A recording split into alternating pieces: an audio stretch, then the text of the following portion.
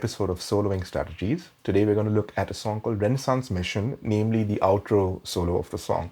And quite a few people have asked about this song because I guess it sounds a bit more complicated than it actually is. So I'm going to break that down for you today and we'll just get into what actually makes this solo work. So the first thing to do is to look at the chord progression. Now in this song, what's happening is the bass is pretty much playing this. He's kind of droning that throughout the entire solo. And underneath that, there are moving triad chords. So we've got under the E of the bass line, we've got this A minor. And then we've got E. So the triad chords are A minor, E, A minor, E. Now, when you put that with the bass line, you've got something that's called a slash chord, which has nothing to do with the guitar player of Guns N' Roses. And the slash chords are kind of interesting because you can take any triad and put it under a bass note that creates a different kind of tonality. Now, in this case, that A minor is the 4 minor of the E that we've got as our root. So you've got a 4 minor over the 1, and then you've got the 1 chord. Now this is something I learned from a Led Zeppelin song called 10 Years Gone. So it kind of goes like... Now and this is in the key of A, and you've got D minor, which is the 4 minor, over A, which is the 1. So you've got the 4 minor triad over your 1 and your 1 chord. So that became something that I could use, just that device. So in the key of E, your 4 minor again is A minor. So that's how the solo starts. And to navigate that, we need to be based in the key of E, but also accommodate that 4 minor. If you look at your E major scale,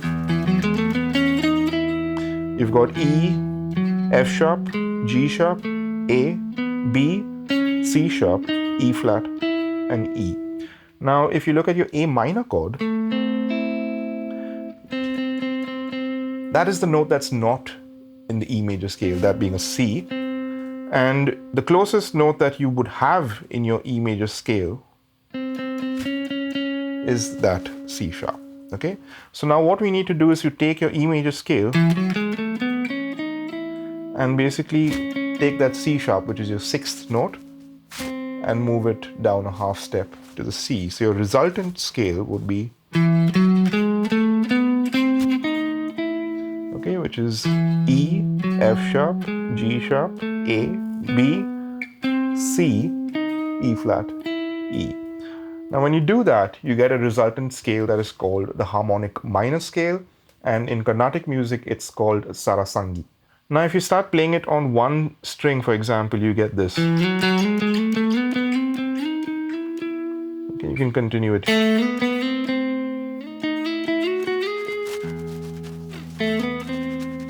So you can get that A minor tonality coming back to...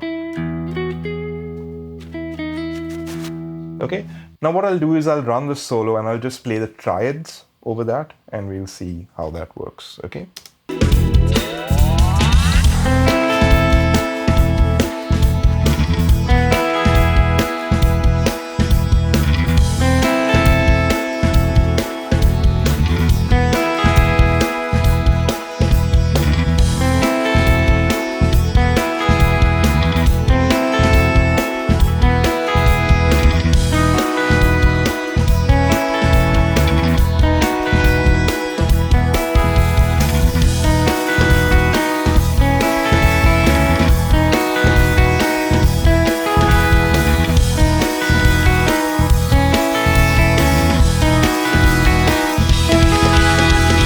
Now let's have a little bit of a play over the solo, and I'll just play very simply and we'll see what we can get.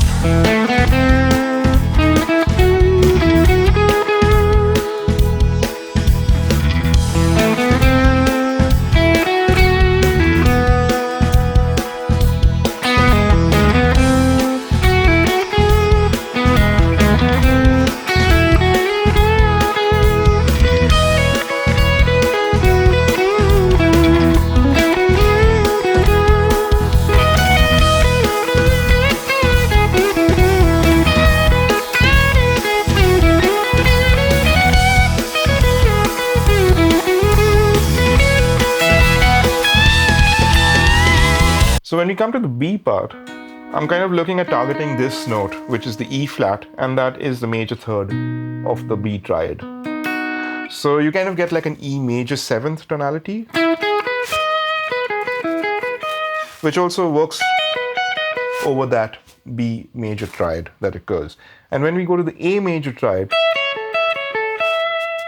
you're kind of getting that. Knowing what the chords and the harmonic structure of the solo is quite important. And it's also important to know when the transition happens.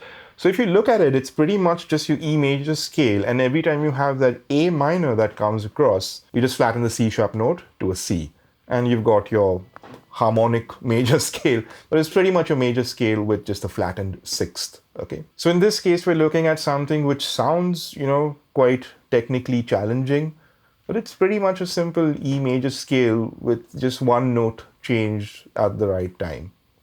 I hope you found this lesson interesting. Please like and subscribe, and I'll see you soon. Thank you.